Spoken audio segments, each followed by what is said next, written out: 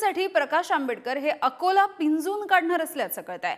आजच्या इंडिया आघाडीच्या बैठकीला खरं तर प्रकाश आंबेडकर हे गैरहजर राहणार आहेत, मात्र 2 दिवस अकोल्याचा दौरा त्यांचा निश्चित करण्यात आलाय।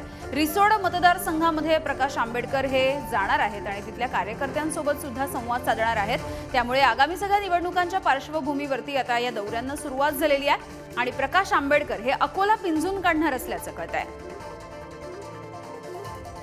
देवानंद इंडोले आमचे प्रतिनिधी आहेत आपल्यासोबत। देवानंद, काय अधिकची माहिती आहे? अकोल्यामध्ये पुन्हा एकदा मोर्चे बांधणी करताना दिसतायत आज प्रकाश आंबेडकर।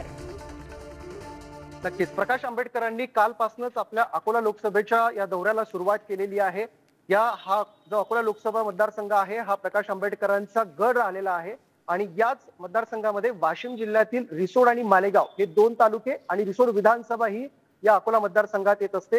या मतदारसंघातून त्यांना चांगली लीड सुद्धा असते, म्हणूनच त्यांनी आता या मतदारसंघातली जी गावं आहेत ती पिंजून काढायला सुरुवात केलेली आहे। काल त्यांनी या अंतर्गतच बेलखेडा असेल, कौठा असेल, यासोबत आणखी गावं आहेत ती सुद्धा पिंजून काढलेली आहेत। अगदी देवानंद, त्यामुळे लोकसभेच्या दृष्टीने आता सगळेच नेते प्रयत्न करताना दिसतात। धन्यवाद या सगळ्या अपडेटसाठी। आणि